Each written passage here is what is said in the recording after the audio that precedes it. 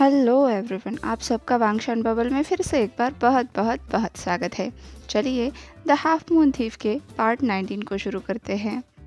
हाओ शान और जान बातें कर रहे थे, तभी जान को किसी का कॉल आया जो उसे उसकी शिफ्ट करने के लिए कह रहा था।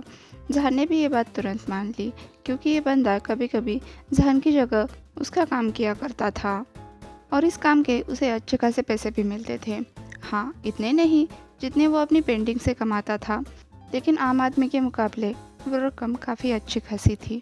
ये जॉब एक वेटर का था। जान के लिए बहुत अच्छा, क्योंकि उसे फ्लर्टिंग पसंद थी, लेकिन कुछ कुछ मामलों में वो उसे पसंद भी नहीं था, क्योंकि रिच और मिडिल एज औरतें वेटर्स को अपनी जागीर समझती थी और शिफ्ट ख़त्म होते होते वो सभी उनके बेडरूम्स तक पहुंच जाते थे। जान को बस यही पसंद नहीं था। वो फ्लर्ट करना चाहता था, लेकिन सिर्फ उन्हीं से जिन्हें वो पसंद करता है। उसका भी एक टेस्ट था, स्टैंडर्ड था। उसका दोस्त ये बात बहुत अच्छी तरह से जानता था, इसलिए उसने पहले ही शाहजहान को इस बात की तसल्ली दे दी कि उसने अपने चीफ से बात कर ली है, जो ये बात मान गए हैं कि शाहजहान को उन रिच और ओल्ड विचेस की सर्विस नहीं करनी पड़ेगी। इसलिए शाहजहान भी इस बात को मान गया था। जॉब पर जाने से पहले उसने नहा धोकर अपने आप को तैयार किया। तब तक हाओशान ने खाना भी मंगा लिया था। दोनों भी खाना पकाने के बिल्कुल भी शौकीन नहीं थे, इसलिए अक्सर बाहर से खाना मंगाया करते थे। दूसरी तरफ शाम को 5:30 बजे ईबो अपने भाई के घर पहुंचा। तब किसी अनजान आदमी ने उसके लिए दरवाज़ा खोला। वो गन के साथ तैयार खड़े थे, जैसे किसी भी वक्त किसी को भी शूट कर सकते हैं। उन्हें देखकर ईबो सोचने लगा, कहीं वो गलत घर में तो नहीं आ गया। तुम कौन हो और यहाँ पर क्या कर रहे हो? उस जायंट आदमी ने ईबो से पूछा। ईबो ने तब तक घर का नंबर चेक कर लिया था, जो बिल्कुल सही था। क्या? ईबो ने पूछा।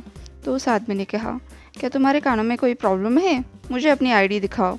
तभी पीछे से आवाज़ आई, इडियट, ये मेरा देवर है और इसके साथ सम्मान से बात करो। ये होने वाला महाराज है। क्या तुम न्यूज़ नहीं देखा करते? चलो तुरंत इनसे माफ़ी मांगो। आई एम सॉरी ईबो, चलो अंदर चलो। यांगजी ने उस सिक्योरिटी गार्ड को डांटते हुए ईबो को अंदर लिया। I am sorry sir. तभी उस सिक्योरिटी गार्ड के चिल्लाने की आवाज़ आई, तो वो सच में झुककर ईबो से माफ़ी मांग रहा था। कोई बात नहीं, ईबो से जवाब दे ही रहा था। तब तक यांगजी ने उसे अंदर खींच लिया था। तुम कैसे हो ईबो? मुझे तो यकीन ही नहीं हो रहा है कि तुम लू येफे से शादी करने वाले हो।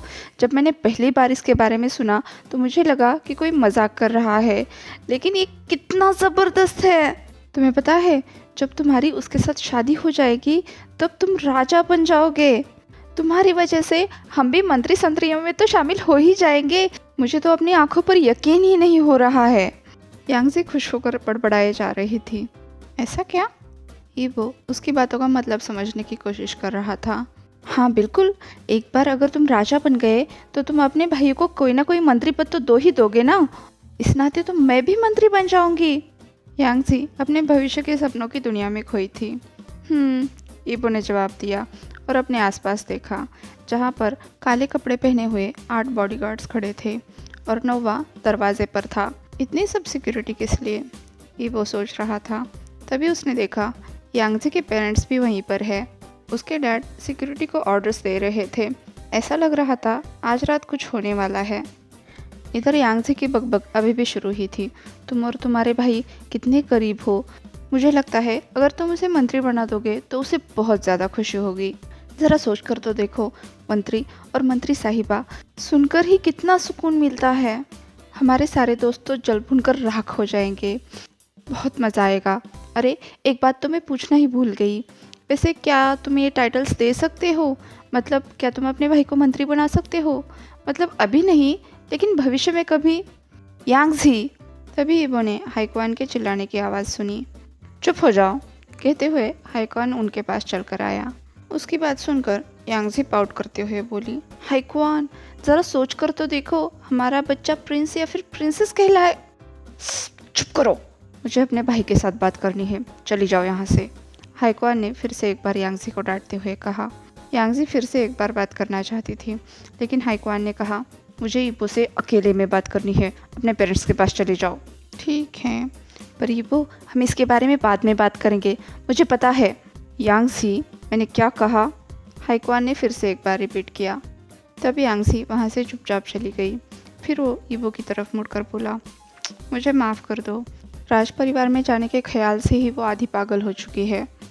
इतना कहकर हाईक्वान ईबो को लेकर डाइनिंग रूम में चला गया, जहाँ पर वो दोनों अकेले में शांति से बात कर सकते हैं। ईबो उसे चिढ़ाते हुए बोला, तो तुम्हें मंत्री बनना है? वैसे मुझे कोई प्रॉब्लम नहीं है अगर तुम मेरे मंत्री बनना चाहो तो। ईबो ने हंसते हुए कहा। तो हाईक्वान ने गुस्से में कहा, बकवास बंद करो। यांगसी पहले ही इस ख्याल से आधी बिगड़ चुकी है। उसे हैंडल करना पहले ही मुश्किल हो रहा है।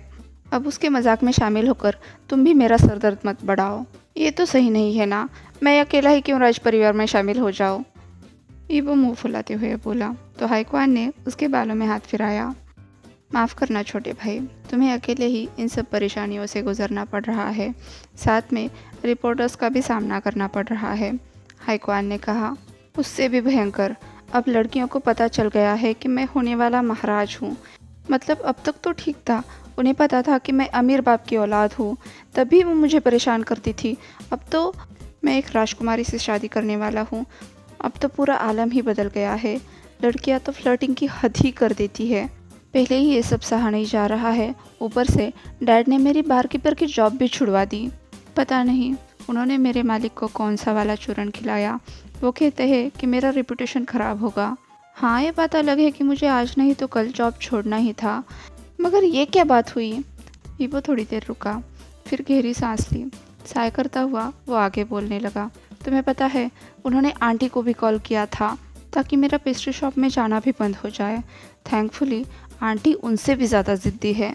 ईबो पूरे वक्त बोल रहा था और हाईक्वान चुपचाप उसकी सारी बातें सुन रहा था, क्योंकि ईबो की भड़ास निकालने का बस यही एक जरिया था, और वो जितना चाहे चीखे, चिल्लाए, रोए, किसी को घंटा फर्क नहीं पड़ने वाला था। उसके दुख में हाईक्वान बस दुखी हो सकता था और कुछ नहीं। अपनी सारी भड़ास निकाल कर ईबो हाईक्वान के बोलने का इंतज़ार करने लगा, लेकिन वो कुछ नहीं बोला। तो फिर से ईबो ने शुरू किया, पहले मुझे ये तो बताओ, बाहर इतनी सारी सिक्योरिटी क्यों है? लेकिन इस बात का जवाब देने के बजाय हाईक्वान बस उसकी तरफ देखकर प्यारी सी मुस्कुराहट देकर बोला, पहले मुझे ये तो बताओ, तुमने अपना पहला किस किसे किया और इसके बारे में मुझे कुछ भी कैसे पता नहीं है? नहीं, ऐसा कुछ नहीं है। ईबो बात घुमाने की कोशिश करने लगा। तो हाईक्वान ने कहा, ऐसा नहीं तो फिर कैसा है? ईबो ने कहा, ये बहुत लंबी स्टोरी है। तो हाईक्वान ने कहा, हमारे पास काफ़ी वक्त है। ईबो ने कहा, लेकिन मेरे पास नहीं है, मुझे घर वापस जाना होगा। तो हाईक्वान ने कहा, नहीं, तुम आज रात यहीं रुकने वाले हो। यांगजी ने तुम्हारे फादर को कॉल करके बता दिया है। वजह मैं तुम्हें बाद में बता दूंगा। चलो पहले अपनी स्टोरी बताओ। तो ईबो मुंह फुलाते हुए बोला, ये कुछ ज़्यादा नहीं हो रहा है? हाईक्वान ने कहा, हो सकता है। अब हार कर ईबो को अपनी पूरी बात उसे बतानी ही पड़ी। जब हाईक्वान ने पूरी बात सुनी तो उसने कहा, ईबो, ये बिल्कुल बचकानी हरकत थी। तुम लूफे से नफरत करते हो, इसके लिए अपने ही दोस्त का फ़ायदा कैसे उठा सकते हो? मैंने ऐसा कब कहा कि मैं उसे नफरत करता हूँ? ईबो ने जवाब दिया, हाँ, पहले पहले मुझे उसकी हरकतों से गुस्सा आता था, लेकिन वो एक अच्छी लड़की है। हाँ, मैं उसे एक पार्टनर के तौर पर पसंद नहीं करता, ना ही उससे शादी करना चाहता हूँ, लेकिन ये बात अलग है। और दूसरी बात, जानगा ने खुद मुझे ऑफ़र किया था किस सिखाने के लिए, वो भी इसी एक्सप्लेनेशन के साथ। मानता हूँ कि ये बकवास है, लेकिन काम कर गया और मैं उसकी बात मान गया, ईबो ने कहा। तो हाईक्वान ने कहा, चलो एक बात तो अच्छी है कि तुमने अपने लिए एक दोस्त बना लिया है। मैं तुम दोनों की दोस्ती को बिगाड़ना नहीं चाहता, लेकिन हाँ, ये बात मेरे पल्ले नहीं पड़ रही है। माना कि सेल में और कोई नहीं था और उसने तुम्हें एक बकवास सा एक्सप्लेनेशन देकर किस करने के लिए मना लिया, लेकिन फिर भी उसने तुम्हारा इस्तेमाल किया, इसलिए मुझे अभी भी उस पर भरोसा नहीं हो रहा है। माना कि मैं उससे मिल चुका हूँ, लेकिन फिर भी कुछ तो गलत महसूस हो रहा है, ईबो ने कहा।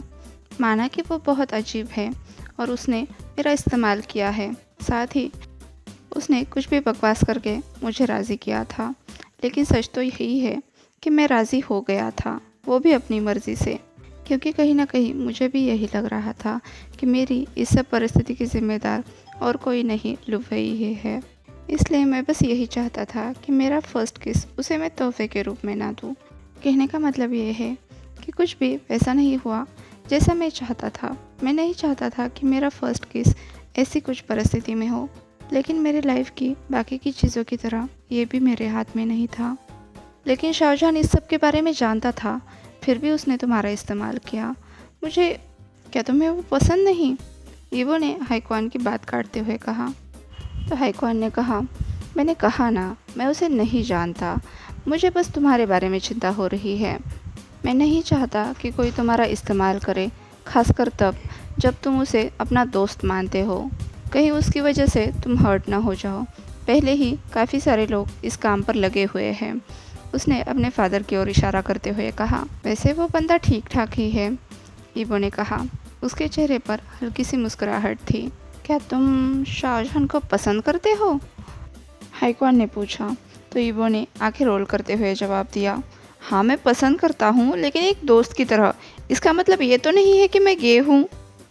तो हाईक्वान ने कहा, तुम्हें कैसे पता? तुम्हारी तो अब तक कोई गर्लफ्रेंड भी नहीं है।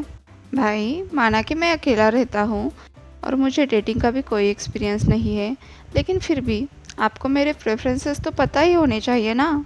लड़कियाँ मेरे साथ फ्लर्ट करती है और वो मुझे पसंद भी है, और मैं भी उनके साथ फ्लर्ट करता हूँ। हाँ, उन्हें भगाने के लिए। हाईक्वान ने कहा। क्या कभी किसी लड़के ने तुम्हारे साथ फ्लर्ट किया है? क्या? नहीं, ईवो ने कंफ्यूज होते हुए जवाब दिया। तो हाईक्वान ने कहा, देखा, तुम ऐसे नहीं कह सकते कि तुम गे हो या नहीं। और तुमने ही कहा ना कि तुम्हें तुम्हारा फर्स्ट किस बहुत पसंद आया। हाँ, मुझे पसंद आया, लेकिन वो तो मेरा फर्स्ट किस था ना, तो वो मुझे पसंद आना नेचुरल है, ईवो ने जवाब दिया। तो हाईक्वान ने कहा, नहीं, ये बिल्कुल भी नेचुरल नहीं है। हर किसी को अपना फर्स्ट किस पसंद नहीं आता। जोई को ही देख लो, उसे किस करना बहुत डिस्गस्टिंग लगता था, जब तक कि उसे इस बात की आदत नहीं हो गई। लेकिन मैं जोई नहीं हूँ ना, ईवो ने कहा, और हमें इस बात पर बहस करना इतना ज़रूरी है? क्या हम किसी और चीज़ पर बात नहीं कर सकते? मैं मानता हूँ कि मेरा फर्स्ट किस मुझे बहुत पसंद आया, मुझे जानका भी पसंद है, लेकिन एक दोस्त की तरह। मैं कोई गे नहीं हूँ। बात ख़त्म।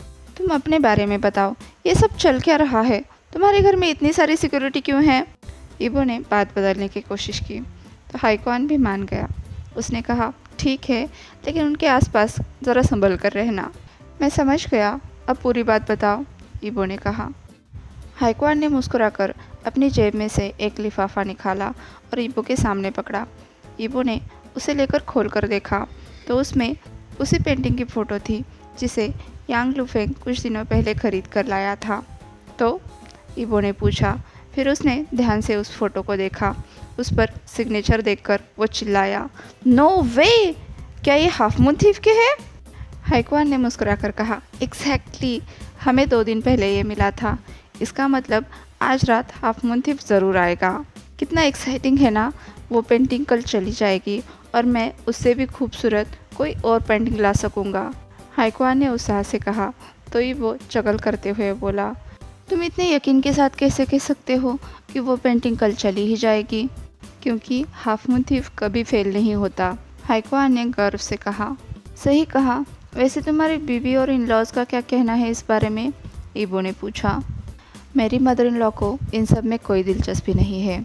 हाँ, लेकिन मेरे फादर इन लॉ पूरी जी जान लगाकर कोशिश कर रहे हैं कि इस चोरी को वो टाल सके। वैसे भी उन्हें पुलिस पर कोई भरोसा नहीं है, इसलिए उन्होंने अपनी खुद की सिक्योरिटी अरेंज की है। शायद वो सब अपने काम में काफ़ी माहिर है। और यांगजी, वो तो बस प्लान बना रही है कि किसी तरह से हाफ मून थीफ को अपना काम करते हुए पकड़े। हाईक्वान ने सब कुछ उसे खुलकर बताया। तो ईवो ने कहा, क्यों? उस स्टूपिड विश के लिए? वैसे भी उसके पास किस चीज़ की कमी है? ऐसी बात करो जो मुझे नहीं पता, हाईक्वान आंखें रोल करता हुआ बोला। भाई, तुम मुझे यहाँ पर क्यों रोकना चाहते हो? वैसे भी सभी हाफ मून थीफ के साथ बिजी होंगे, ईवो ने पूछा। तो हाईक्वान खुश होते हुए बोला, ऐसा कुछ भी नहीं होगा। देखना, हर बार की तरह हाफ मून थीफ इस बार भी सक्सेसफुल होगा। और जैसा कि उसने अनाउंस किया था, वो उस पेंटिंग को पुलिस की नज़रों से बचाकर ले जाएगा। उस वक्त ये सिक्योरिटी और सीसीटीवी कुछ काम नहीं आने वाले। और इसीलिए मैं चाहता हूँ कि तुम मेरे साथ रुको, क्योंकि कल इन सब के चेहरे देखने लायक होंगे। और इतने खुशी के मौके पर तुम मेरे साथ ना हो, ऐसा कैसे हो सकता है? हाईक्वान हंसते हुए बोला। तो ईवो ने कहा, तुम इतने ज़्यादा खुश हो रहे हो? तो हाईक्वान गहरी सांस छोड़ते हुए बोला, तुम्हें पता है ईबो, एक परफेक्ट हस्बैंड और दामाद के लिए गलती की कोई गुंजाइश नहीं है। मेरी लाइफ तो बैल की तरह बोरिंग हो चुकी है और तुम जानते भी हो मैं इस सब से बिल्कुल भी खुश नहीं हूँ। चलो इसी बहाने हाफ मून थीफ मेरा बदला पूरा करेगा। हाईक्वान फिर से एक बार हंसते हुए बोला। ईबो सोचने लगा, यांग लूफेंग को वो इंटरव्यू नहीं करना चाहिए था, वरना हाफ मून थीफ यहाँ पर चोरी करने की नहीं सोचता। वो दोनों बात कर ही रहे थे, तभी किसी ने दरवाज़ा खटखटाया। ईबो ने देखा एक मेड अंदर चलकर आई है। वो लगभग 25 के आसपास होगी। ईबो उसकी तरफ देख ही रहा था, तभी हाईक्वान उसके कान में फुसफुसाया, ईबो बस करो। क्या? ईबो ने पूछा। तो हाईक्वान ने कहा, उसकी तरफ घूरकर मत देखो। मैंने कुछ दिनों पहले उसे माली के साथ बात करते हुए सुना था कि उसे तुम बहुत पसंद हो। अगर तुम उसे इसी तरह से घूरते रहे तो वो सोचेगी कि उसके लिए अब भी चांस है, बावजूद इसके कि तुम एंगेज्ड हो। हाईक्वान की बात सुनकर ईबो ने अपनी नज़रें घुमाई, लेकिन उसे अब भी फील हो रहा था उस मेड की नज़रें अभी भी उसी पर ही है। सर, अभी अभी मिसेस यांग की मंगाई हुई और चाय डिलीवर हुई है, तो उन्होंने सबके लिए चाय बनाने का ऑर्डर किया था ताकि सभी लोग इसे टेस्ट कर सकें। मैं आपके लिए भी 2 कप लेकर आई हूँ, क्योंकि सबके लिए चाय बांटने के बाद आपके लिए नहीं बचेगी। वो लड़की हाईक्वान को चाय देकर ईबो के पास आई। जब ईबो ने उसकी तरफ देखा तो वो नज़रें झुकाकर मुस्कुराई। जब ईबो के हाथ से उसका हाथ टच हुआ तो वो शर्माकर वहाँ से भाग गई। देखा, मैंने कहा था ना, हाईक्वान ने चाय का एक सिप लेते हुए कहा। ईबो ने गुस्से में चाय टेबल पर रख दी और कहा, माना कि मैं गुड लुकिंग हूँ, लेकिन यहाँ पर काफ़ी सारे लड़के हैं जो मेरे जैसे ही गुड लुकिंग है। हमारे मालिक को ही देख लो, वो भी कितना खूबसूरत है, लेकिन सब मेरे ही पीछे क्यों पड़े हैं। ईबो गुस्से में अपने चाय के प्याले को घूर रहा था। उसे चाय बिल्कुल भी पसंद नहीं थी।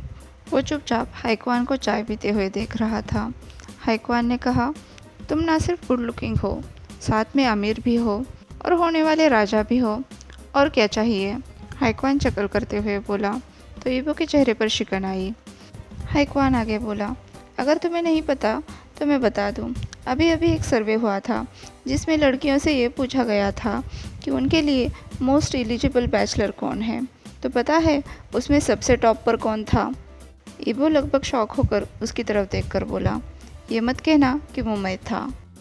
तो हाईक्वान सर हिलाते हुए बोला, सॉरी, पर मैं झूठ नहीं बोलना चाहता। काफ़ी सारी लड़कियां तुम्हारी कॉन्क्यूबाइन बनने के लिए भी तैयार है, लेकिन मैं तुम्हें पहले ही बता दूँ ईबो, मुझे चीटिंग बिल्कुल पसंद नहीं है।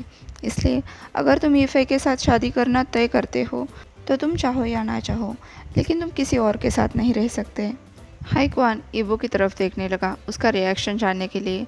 ईबो लगभग चिल्ला ही उठा, भाई बस करो, ये सब आप क्या कह रहे हो? तो हाईक्वान ने कहा, ईबो, तुम चाहो या ना चाहो, लेकिन अगर तुमने एक बार ईफे से शादी की तो तुम्हें किसी भी तरह के रिलेशनशिप रखने के लिए परमिशन नहीं होगी। ना ही तुम कोई लवर रख सकते हो, वही तुम्हारे लिए वन एंड ओनली होगी। इसलिए अगर लड़कियां खुद से भी तुम्हें अपने आप को ऑफ़र करें तब भी तुम्हें उन्हें इग्नोर करना होगा। ईबो शर्म से पूरा लाल हो गया था। वो चिल्लाकर बोला, भाई भगवान के लिए चुप हो जाओ। माना कि मैं ईफे से गुस्सा था क्योंकि उसने मुझे पाने के लिए डैड का इस्तेमाल किया था, इसका मतलब ये नहीं कि मैं किसी के भी साथ रिश्ता करता फिरूँगा। मैं ये शादी बस इसलिए कर रहा हूँ ताकि मैं अपनी फैमिली को प्रोटेक्ट कर सकूँ, जैसा 2 साल पहले आपने किया था। I am sorry ईबो। हाईक्वान ने तुरंत ईबो से माफ़ी मांगी। उसने कहा, मैं तुम्हें किसी चीज़ के लिए ज़िम्मेदार नहीं ठहरा रहा हूँ। मैं तो बस ये कह रहा हूँ कि चीटिंग बहुत बुरी चीज़ है और इसे किसी भी तरह से डिफेंड नहीं किया जा सकता। तुम्हारी बीवी चाहे कितना भी बड़ा सरदर्द क्यों ना हो, लेकिन उससे शादी करने का फ़ैसला तुम्हारा है, इसलिए तुम्हें उसे सहना पड़ेगा जब तक कि तलाक नहीं हो जाता। उसकी बातें सुनकर ऐसा लग रहा था वो ईबो के बारे में नहीं, खुद के बारे में बात कर रहा है। इधर ईबो सोच रहा था, ऐसे परिवार में पैदा होना मेरे हाथ में नहीं है, लेकिन मेरे हाथ में जो है वो तो मैं करूँगा। मैं अपने बच्चे नहीं होने दूँगा। फिर वो बोला, चलो जाने दो, मैं समझ गया। तुम पर गुस्सा करने के लिए सॉरी। अब मुझे गेस्ट रूम में ले चलो, मुझे नहाना भी है। तो हाईक्वान ने पूछा, क्यों, डिनर नहीं करोगे? तो ईबो ने कहा, नहीं, मुझे भूख नहीं है। लेकिन हाईक्वान ने कहा, नहीं, तुम्हें कुछ खाकर सोना चाहिए। ईवो ने पूछा, क्या तुम्हारे पास कॉर्नफ्लेक्स है? हाइक्वान मुस्कुराकर ईवो को लेकर किचन में चला गया। वहाँ से वो दोनों कॉर्नफ्लेक्स का पैकेट और दूध लेकर गेस्ट रूम में चले गए। उसने ईवो को कॉर्नफ्लेक्स खाने के लिए कहा। शॉवर लेने के बाद जब ईवो सोने के लिए चला गया तब तक 9 बज चुके थे। Good night everyone. आज के लिए बस इतना ही। आपसे कल मिलती हूँ, तब तक के लिए अपना ख्याल रखिए। वीडियो पसंद आया हो तो लाइक, शेयर और कमेंट कर दीजिए। अगर अभी तक चैनल को सब्सक्राइब नहीं किया है तो सब्सक्राइब भी कर दीजिए और वांगशान बबल में खुश रहिए। Thank you.